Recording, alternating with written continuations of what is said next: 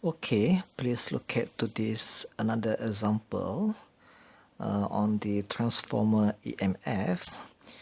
If you can see from this diagram, it has a rectangular loop shape with an area of 4 meters squared given in the equations, and then there is a time varying B field given as minus 0.3 T.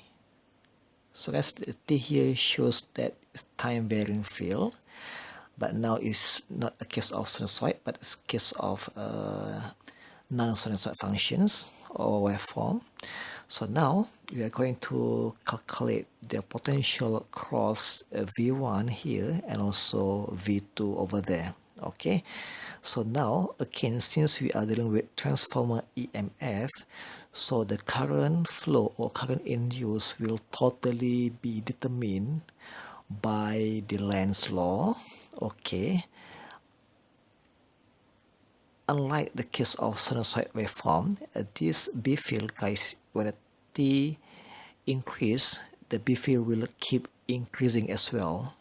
There's no such the B will decrease, because the B here is not a sinusoid function, it's just a linear time functions. When the T increase, the B will also increase. Okay, so now we are going to have a single I induced directions. Okay, so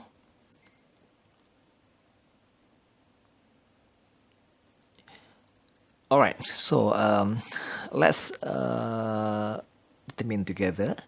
And since the B, right, the B here, guys, if you can see the BT here,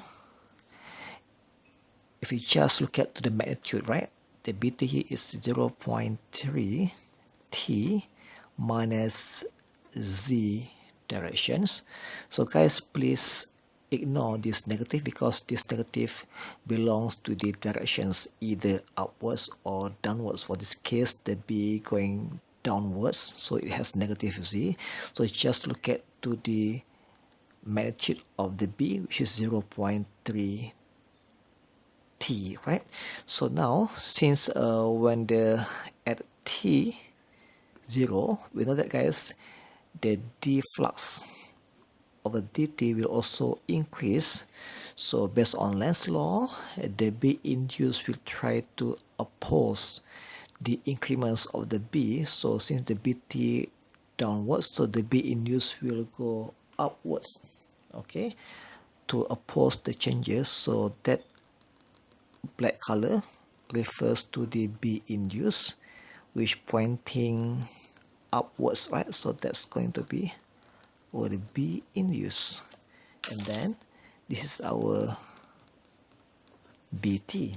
So again, using our right hand rule, so when the B induced pointing upwards, so the I, the current, will automatically flow in these directions. Okay, so that's going to be our I induced. Is it okay?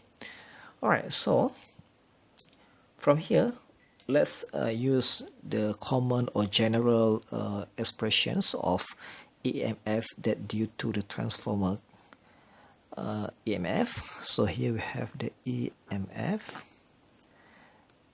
a negative integration partial derivative of dB over dt dot ds. Okay, guys, so let's differentiate the B over T. Now we have here a negative. Here we have a negative 0.3 Z component, right, after differentiations over T. So now we have also the ds area given as 4 meters squared. So just now replace Z ds. So now the EMF, guys, the total EMF that induced within the loop will equal to 0.3 times the area, which is 4 meters squared, will have equal to 1.2 volt. Okay guys, so again back to this statement, when at t equal to 0, the rate of flux, change of flux will keep increasing due to the B magnitude also increasing.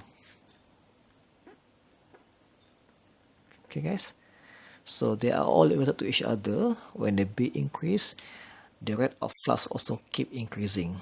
Okay, alright, that's our total EMF induced within this loop. So let's say since we have the current flowing in that directions, so we can simply label at this particular point or junction become positive, and this particular junctions or point become negative.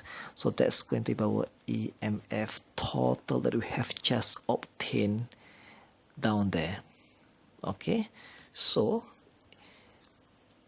from here we can see that the V1 guys and V2 actually they are in series. Okay, so we can find the potential across each resistor by applying the voltage division rule. So let's say the V1 here, we just have the 2 plus 4 times with the total EMF.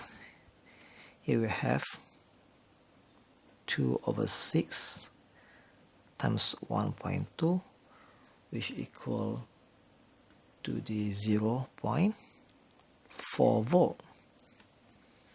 Okay, and then the V2 guys, the V that crossed the second R2, which is 4 ohm, just again use the voltage division rule. So we have here 2 plus 4 total resistance EMF. So we have 4/6 times 1.2 again. Now we have 0.8 volt. Okay guys, so since we know that this is our positive polarity, so right here we can label as higher potential terminal, and this one is our lower potential terminal. Okay guys, so I hope you can follow me, and all the best for your revisions and study. Okay, thank you.